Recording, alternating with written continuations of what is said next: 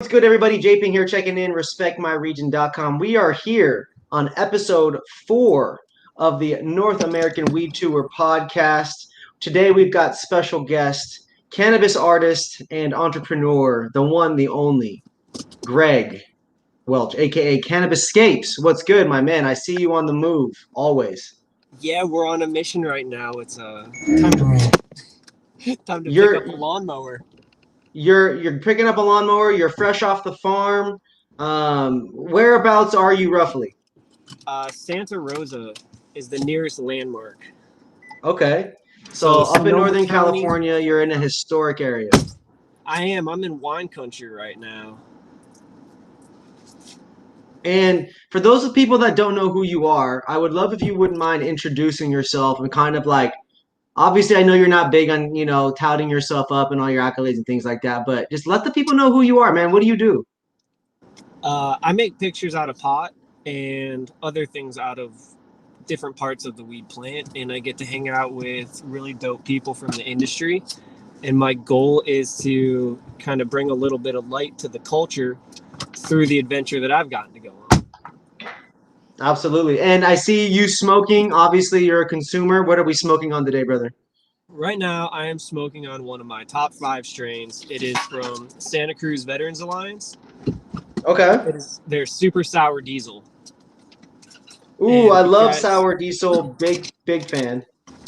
Well, I'll be down in LA or down in SoCal probably in like 2-3 weeks. I'll make sure that I stop by and pick some up. Hell yeah. I appreciate that, bro. I just got one of these lime pre-rolls today. I went to a dispensary called HHC Plus in downtown LA. They've been around since 2006, bro. 2006? 2006, one of the oldest dispensaries in LA. I've got a little sativa pre-roll. We're going to test it out. Nice. I've seen lime. I saw them at a dispensary. I've not smoked their pre-rolls before. Is it infused or is it a straight pre-roll? I think it's just flower. I think it's just flower. It doesn't actually give a strain. It only says sativa, so it's probably a nice little blend. Interesting. I'm looking at trying to bring some flower to the market with pre-rolls. So I'm doing a lot of research into that in terms of like price points, bud quality, what they're infused with, all that fulfillment shit. Dude, check this out. Tell me if you've seen something like this down south yet.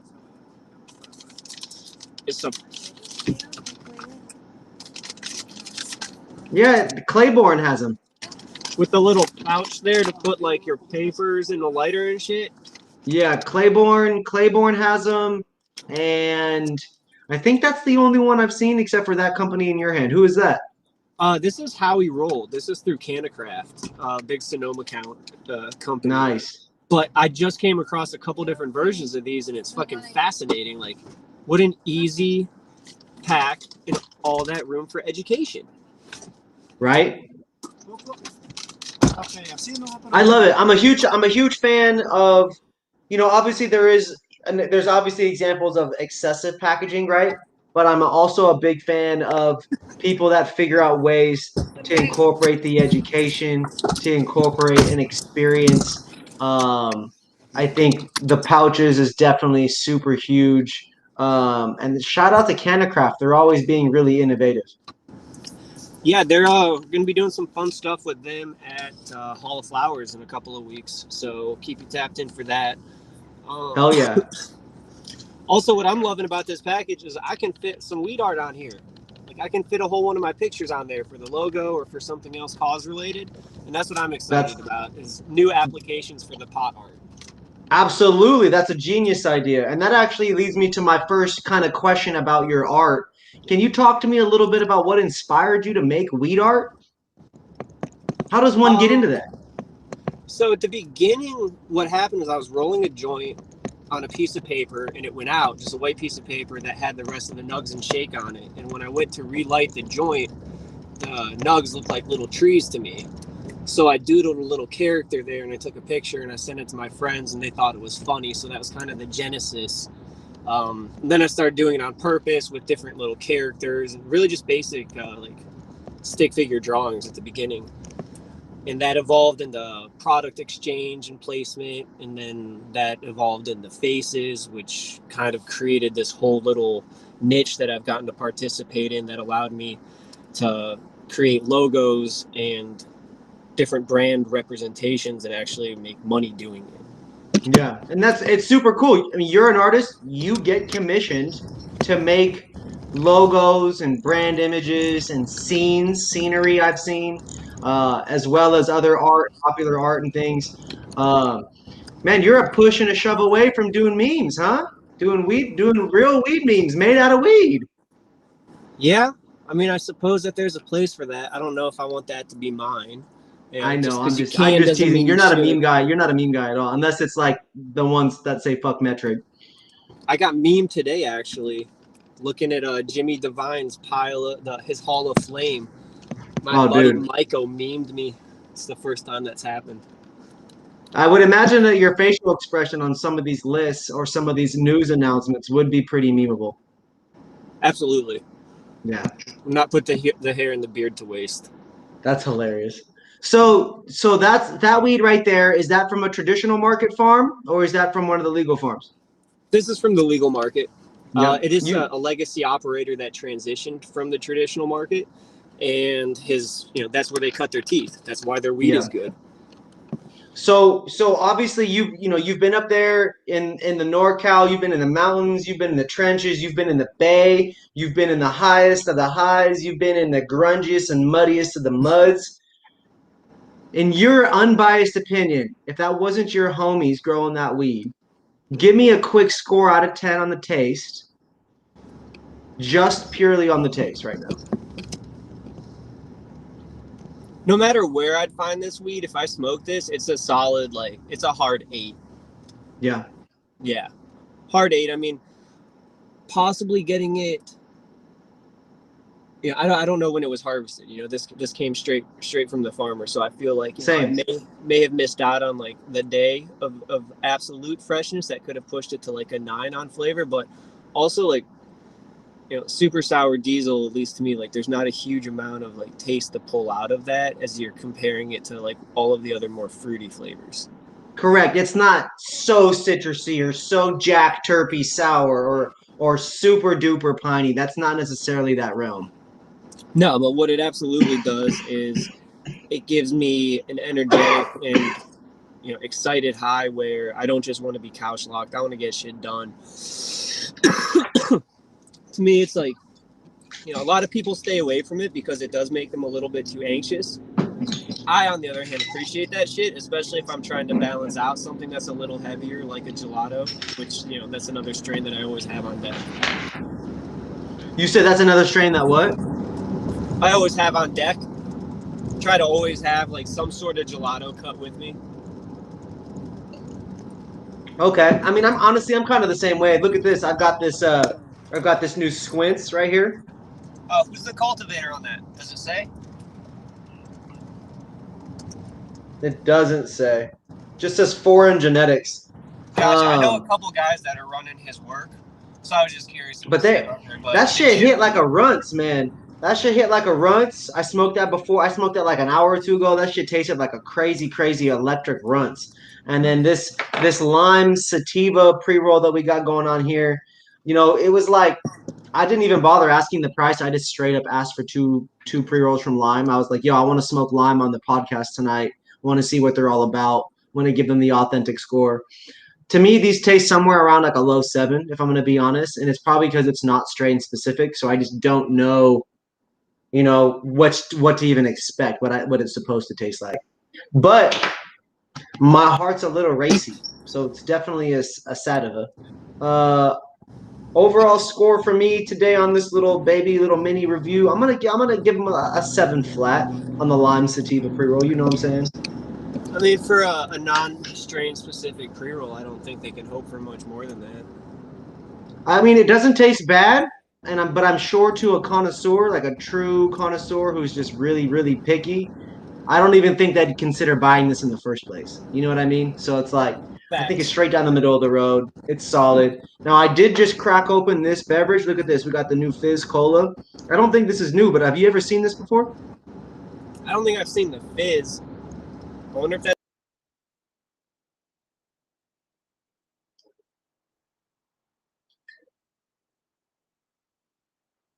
It's not too bad. It's got 26 grams of sugar. I think we might have lost you for a second. Are you there? Oh, see, this is the Audio's technical coming back in, but you're frozen with the Fizz. Oh, there we go. There you go. I see you now. Cool.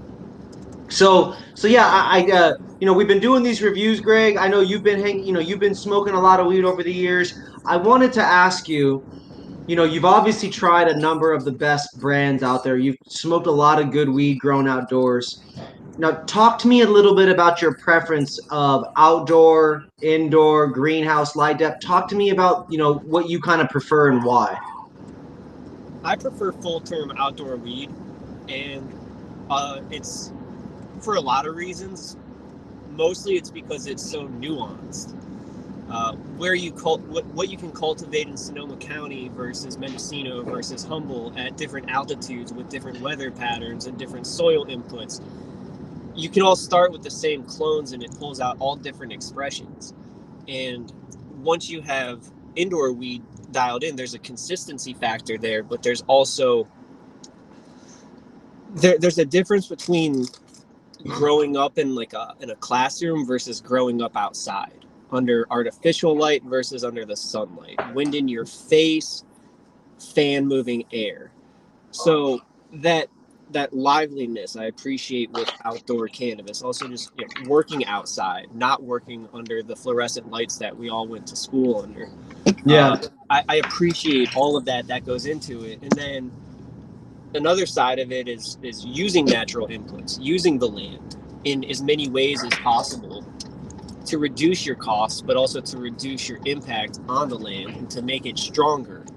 An example is Natasha, who we're just leaving her farm, moving into this place and taking it over. It was literally a blank patch of ground. She had to power all of that. But along with farming cannabis, she also installed 20 plus redwood trees that we're never going to live to see them at all of their glory. But future generations are going to benefit from those redwood trees. And sure, you can improve your community when you're doing indoor cultivation and large scale greenhouse in Adelanto or something like that. But it's never the same as that direct impact that you can have on the local environment and actually see that product. To me, that's just cool. And the history involved and being close to the earth and as close to just plant management. I just think that's really dope. And that with full-term outdoor, my personal favorite, there's only ever going to be one harvest like that. That's it. And those expressions are only able to be done in that way and to be consumed like that through one harvest. Well, and also that whole story that goes into the harvest, all the trials and tribulations that the farmer endures to get that product to you in a way that you can appreciate, dodging fires, managing water, addressing pests, all of these factors that are trying to fuck the harvest up that you ride naturally to the end on a knife's edge. And then when it all goes right and you store it right and the trim job is well done and you get it at the right time, there's something about that to me is really fucking dope to get to participate in, especially having spent time with the farmers and really getting more of an understanding of all of these things that can and do go wrong during the season that you have to mitigate in order to have a product that you can make a living selling. Because at the end of the day, you still got to sell the weed, and the dynamic still got to sell. Fucking changed. It's no longer smell the bag, you like it, what's the ticket, there we go. It's you got to reach a retail customer on a new level and create a new connection with them. And that's something I'm experiencing on a daily basis that I'm now trying to amplify that messaging. So full term outdoor, who up there out of you can just of course shout out the homies if those really are your favorites, but who's growing full term outdoor? Sorry, just took a dab. Where you're at? Well, there's a couple to look out for. Can I say what you're growing? Sure. Okay. Number one, Have you smoked strawberry cough? Of course, it's got that sour pininess. When was the last time you saw like really good cough? Not in California. Well, that's what Natasha is running, and I just saw them like, gonna get some trellises around tomorrow to help with support. But like, I'm fucking stoked about that because when I first met Tosh a couple of years ago, she blessed me with some of her strawberry cough, and it was the first time I had ever definitely experienced it. Other times, like people may have said it was something, but like, there's a lot of that. But this was like authentic, straight from the source. And now to know that she's doing that at scale to introduce to the market, like that, I'm fucking super excited about. That's very exciting. A few that are already out that you're still going to be kind of tough to get is Whitethorn Rose from Huckleberry Hill Farms. That's up in Humboldt. And then also anything that Ridgeline runs, or that Ridgeline Farms. These guys right here, anything that Ridgeline Farms is doing is going to be fucking fire. He's crushing the depths up in Humboldt. Sacramento, want to shout out Preferred Gardens. I mean, honestly, like David's probably got the best depths in the country, and I'm not the only person saying that. Like, he's doing fucking beastly shit. Sierra Nevada Cannabis Co. over in Grass Valley has been doing some stuff outdoor with gelato cuts that I haven't seen anywhere else. What does that mean? What is gelato? What does that mean for you? Stuff you haven't seen anywhere else. What does that mean? So to me, it means like I'm seeing mochi popping up on the rec market. I'm seeing, what was the other one? Either way, I'm seeing like the mochi. I'm seeing, another one was called Head Stash, and I'm seeing a lot of runts from the indoor on one. What I'm not seeing is outdoor and a lot of mixed light from those strains. And I think a lot of that is just like performance, yield, comfort. A lot of people are in the zone with certain strains and they don't want to, tamper with something new. I've experienced some some mochi that was depth, just hoop houses, and no additional like light support or anything, and it was just fucking crazy good smoke. Like, and I got it fresh, and so that was exciting. That's from Sierra Nevada. So if you see something from Sierra Nevada Cannabis Co. How does that keep happening? Because my phone's switching. Unplug this shit or something. This is everybody here watching the show. I'll take the moment here to just shout out everybody who supports Respect My Region, who supports Cannabiscapes. Also to shout out to everybody who supports Natasha as well. It's taken a long, I'm sure it's been a long, tough road just to get to where we are today. The three of us here taking here in this moment. So again, appreciate your guys' time. We're here on the episode 4 of the North American Weed Tour podcast. We have Greg, aka Cannabiscapes. For everybody, this man straight up was working a regular life. He was doing things. He was in technology. He got into cannabis, tech, got into this compliance side of things. And then all of a sudden he's just like, yo, weed art, I think I can do this. And then he did it. And to me, taking that jump, making that leap is often what it's all about. It's someone that for the rest of my life, I'm very excited to be smoking joints with you, brother. I cannot wait to see you and smoke some of this full term because the season's coming to an end here soon. We got a couple months, and then a lot of really good weed is coming down, man. Fuckload of work. Like, I don't even want to think about harvesting 12-foot plants. Shit sucks. What are some of the most exciting strains that are coming down this year? I know you got all the exclusive tidbits. I know you watch Jimmy D's stuff in terms of like what he thinks is the best. I know I'm watching it now. Who's got some fire coming down the line, bro? So my buddies over at Strong Mountain Farm, they're at like 3,000 feet in Willits, and they've got like a crazy coastal fog that comes in all of the time there. And they're growing full-term outdoor organic with a negative carbon footprint. Like, they all their own water resources. They run all off of solar. Like, it's a really fucking dope setup that they have there. And they're running a strain. Where we go? They're running a strain. It's called Rolex. Okay. And I think it's Mac by runs or something like that. I don't remember. I'll send you this. You can put it in the show notes because I want it to be accurate.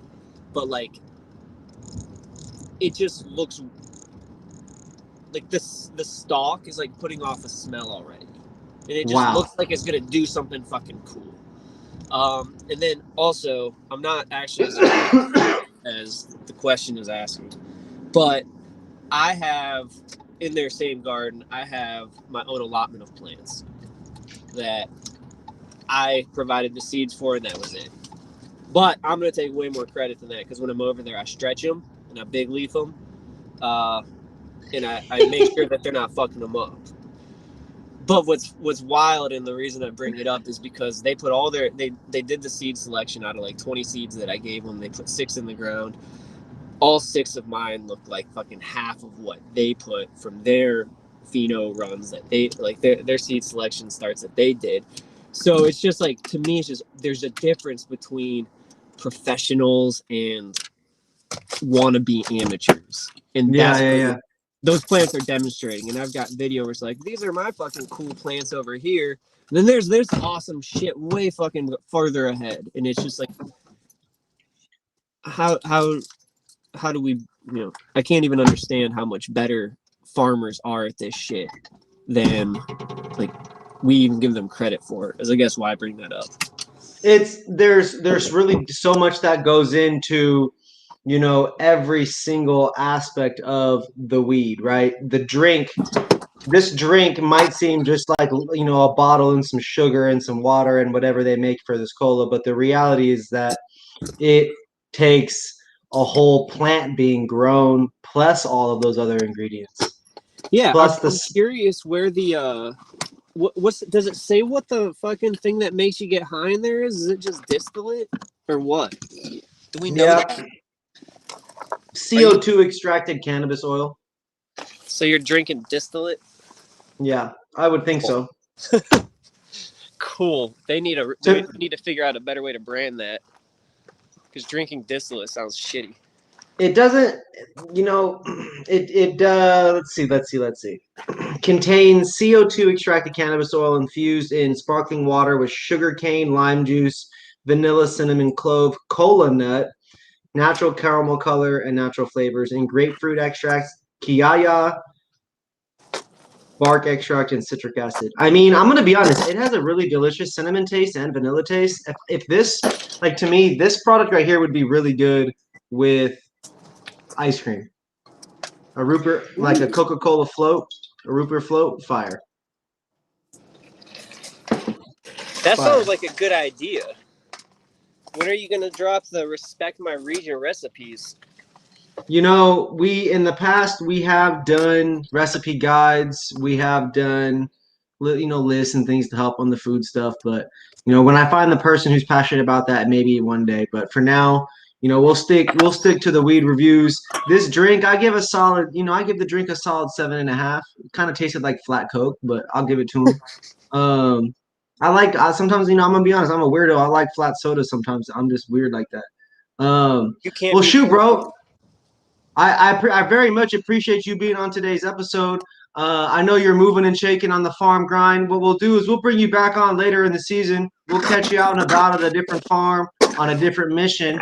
Really appreciate you taking us a little bit behind the scenes into what it's like being a mover and shaker. My brother, let the people know where they can find you. What's your Instagram handle? Instagram is Cannabiscapes. That's CANNABISCAPES. But the thing I want to talk about, if you got time, because I'm actually like stationary at the moment. Hey, if you ready, we can go as long as you want. I just see you moving. I wanted to be respectful of you moving and bouncing. No, we just got back. So I gotta, perfect. So I can take another dab then, is what you're saying? Absolutely, bro. Dab it up. Let's go. I wanted to shout out your fresh shirt right now. What are you rocking on the shirt game? This is Sheared. Sheared. It's a clothing for cannabis. What time are we leaving for dinner? 5 minutes. All right. So I got like 3 to chat. So 3 minutes? 3 minutes. So that's definitely nice. enough for a dab. All right, that's perfect. Some of this other weed. So here's the thing: is coming up is the culmination of pretty much everything I've been trying to work on for the last 2 years, traveling on the road, meeting with farmers, and trying to understand what their needs are, how I can provide value to the farmers. And that solution to me is on the education, awareness, and advocacy side. So I'm taking the connections that I've had both on the farming side of the industry, but also the retail and the ancillary products, because I've been very fortunate to become friends with companies like Vibes, Santa Cruz Shredder, Restash Jar, Peacemaker. So these are companies that I've already worked with. And now I'm finding opportunities to bring everybody together for a shared win. And that's going to be me bringing the Northern California flower brands that I've been so fortunate to learn from and experience their culture in cannabis to the masses, to where these companies typically have to deal with distro and jumping through hoops to get a retail presence and trying to buy shelf space and all this other bullshit. I'm going to go directly to the consumer, shop by shop, kicking it with people and smoking weed with them. And I'm going to bring the farmers and help share their stories. And I'm going to do this all out of a dope-ass mobile smoking lounge. So I will pull the fuck up with my weed, with my friends, with my gifts, and have a whole little sesh. And we're going to learn about cannabis culture and why it's fucking dope. I love it. All in it. Thank you for toking. Thank you for toking. The mobile show, the mobile experience, the gifts, because you can gift things out here. Employees of brands can't gift, but we are able to gift.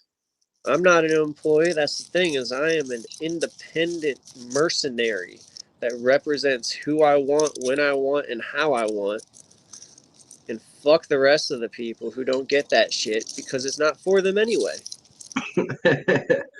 I love it. You gotta be you and work with people who can respect and support you and understand what you are about and what you understand and what you ride for. What are you rolling up right now? What's that? So this is some of that runts. This is some hoop house runts, which is just fucking kicking. Like, it's never gonna do justice on the camera. Also, I trimmed it myself and I'm lazy, but I can attest that me and Mr. James Dean Devine put that into a backwood, and he approved. No way. Yes, sir. You two smoked a wood? Yes, sir. Woods with the good, smoked a wood. It was good. Wow. Mind blowing. That's the plan. Is right now, I'm just going through the conversion of the van and getting everything kind of buttoned up. But I'm excited to, take the road trip and continue that. And the goal is to be ready to really push this at Hall of Flowers in a couple of weeks. When are we going? The 22nd through the 23rd. So I'm gonna September be what? It's 22nd through 23rd. It's Tuesday. Oh my gosh. We've got 40. You're telling me we have 52, 51 days? Is that how many days it is? How do you fucking do that? Right? It's like 50. It's like 54 days because today's the 28th. Wow. Okay, so yeah, it is coming up really fucking soon. Holy shit. Yeah, that's crazy, dude. Yeah, the big shout out to Hall of Flowers. Big shout out to the Super Bowl of the California cannabis industry, man. They really do the damn thing. Very excited. Shout out to Buddy's brand. Shout out to all the brands that you get to work with and go and partner with out there to elevate the experience. In the past, I know you've worked with Cannacraft in the past, right? Yeah, I've worked a couple of their parties. They're always good people. They let me pull up, make pictures out of pot at the Flamingo. That's the spot to be. And, through that, we developed a further relationship. And who knows what that would beget. Maybe a little bit of live art during the event this week. Hey. What's up, man? I gotta get you the Buddy's brand. The Buddy's brand, the super duper. I won't call you an influencer pack. The super duper non-opposite of the influencer pack. The marketing mercenary pack. Oh, that's such a cool program name. The marketing mercenary pack. But yeah, dude, we got some fire new dabs that are coming out. So I'll tap you in with that here soon. Hall of Flowers, man. That's going to be an exciting one. Are you going to? We got Champs. I'll see you at Champs. And when are you going out there? I don't know if I'm going to leave the state this year, to be honest. I got a lot of things going on that I'm trying to just like tie together in terms of bringing NorCal flower to the masses, because there's a huge gap in education.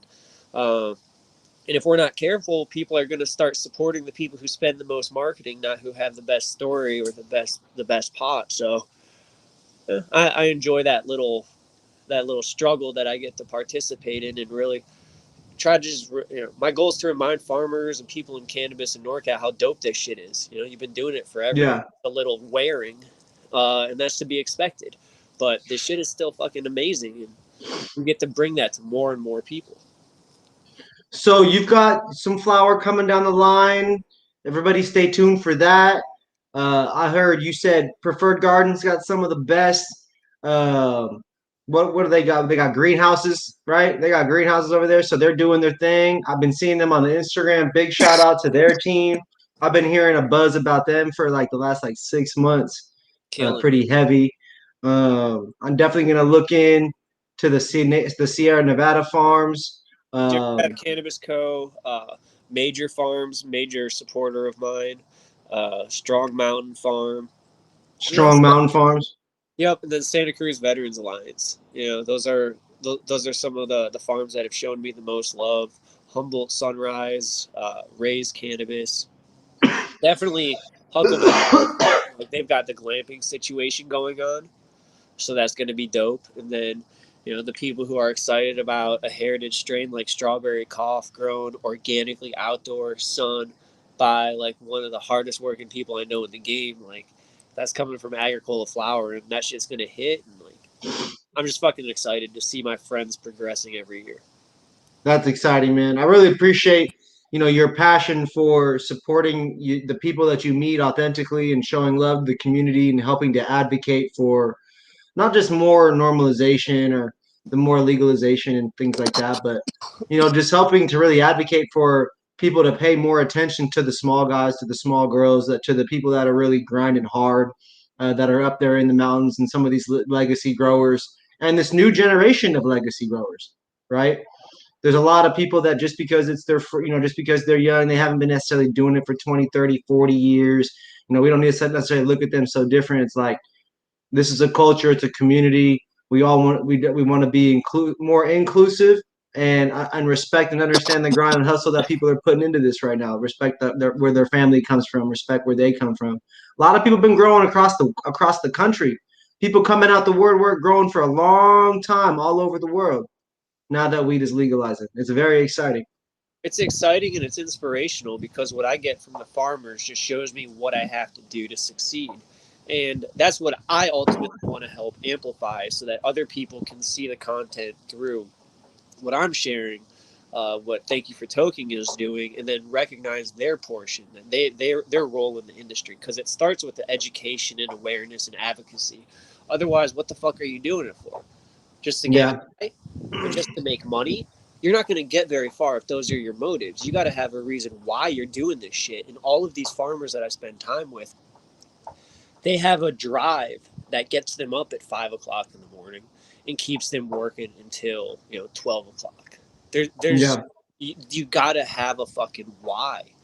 And when I experience where these people come from, what they've overcome, the effect it's had on me, I know that it'll help more people.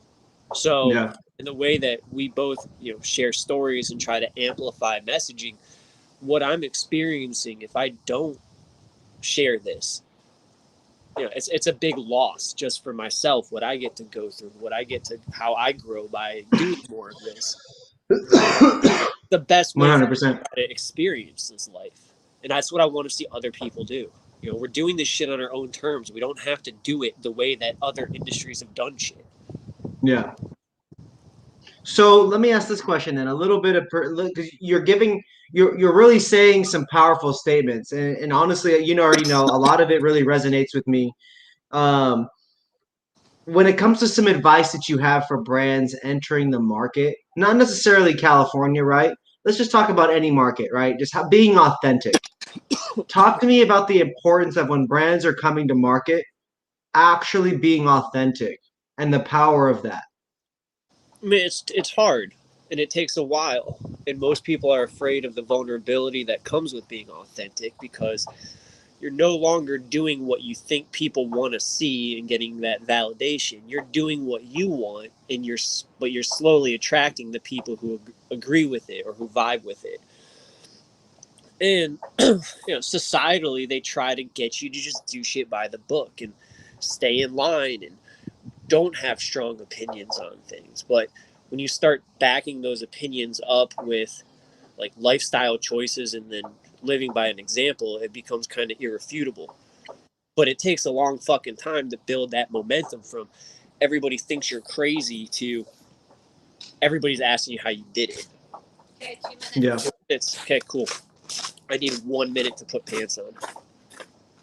I'm wearing my sheared pants. These are like stretchy and reinforced and shit. So I don't want to wear these today. You're looking good, man. You're out here dripped up in the freaking farmer gear, man. I see you. Well, bro, why am I gonna wear anything that like doesn't support a brand or a friend of mine? Like, I don't fucking know Polo Ralph Lauren or his fucking family, and I certainly don't need to help them live a lavish lifestyle by wearing their I hear you. fucking billboard. All my shit I is love it. fuck with and that support me. So I want to support local over everything, man. Support your friends, support your family. This guy Greg, man, has always been about just grinding and hustling and making it from the freaking bottom and doing what you love and supporting people that, authentically fuck with you back. So, man, bro, I appreciate you for riding with us on this episode, the North American Weed Tour podcast. We'll get you back on later on in the season. Maybe we'll catch you on a farm. Maybe we'll catch you in the car again. It was fun though. Look, catch you right.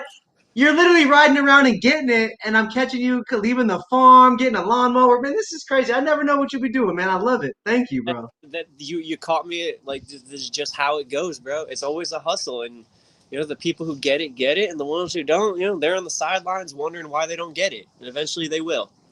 Well, make sure you make sure you take care of Natasha. You have a good time out there tonight. I appreciate you, bro, and I'll see you down the line, man. I really appreciate you being on our show. You be safe, okay? All right, bro. Thank you for having me. It was a pleasure. All right, big dog. I'll talk with you soon. Peace. Peace. All right, everybody. JP here, checking man back in. Respect My Region. We had the North American Weed Tour podcast. We just wrapped it up with Greg Welch, aka at Cannabiscapes on Instagram, the person who did. He first got on our radar by doing the artwork for the Big Pescado album for Berner. This was when I had discovered that he had done the artwork right when I first moved to California. I was living in Carson at the time, and I remember just looking through the artwork and seeing Berner tag someone on the gram, and I was like, man, I gotta figure out who this dude is. I gotta tell his story. To me, that's mad inspiring that you can just shoot your shot in the DMs and get lucky and do the artwork, and that ends up happening. And so, he shot a Hail Mary and it worked. And to me, after that, we really did. It was so inspiring. We did an interview. There's an article on our website about Cannabiscapes and that original story. We did the first interview. So big shout out to Greg for that. To everybody who is tuning into the North American Weed Tour podcast, we do have 76 more episodes. We have probably 30 more already scheduled and planned. And so if you guys are in any state in the Midwest and the South or on the East Coast, if you are up in Canada and you have any interest in sharing your perspective, sharing your thoughts, or if you grow, if you test, if you extract, if you do anything in the cannabis industry, we want to connect with you and see if you are meant to be telling the story on our podcast. We're trying to give brands and cultivators and lab people the first shot. Consumers would love to get you guys involved. Come smoke some weed with me. Show us what the products look like. Show us what some things look like in your state, in your country, wherever you're at. We want to know. We want to see what it looks like. This is a great drink, man. This shit's crazy. There is so much product, so much good stuff. Look, we got this Cactus Jack here. We got this wonderful Fresh Baked. Our YouTube gets all the reviews. I'll be doing a review of this cross joint here coming up. We've got this Ember Valley hash joint. So you guys, there's so much cannabis culture going on. We want to connect with people across the country. The North American Weed Tour is all about showcasing the local culture of cannabis across North America. obviously. So help us do that. I love you guys. This is a short, quick episode. Greg's on the move, so appreciate him. Appreciate you guys, and I'll love y'all. I'll see you guys in the next one. We'll be back Sunday, 11 a.m., maybe 10 a.m. Who knows? Tap in. I love you guys.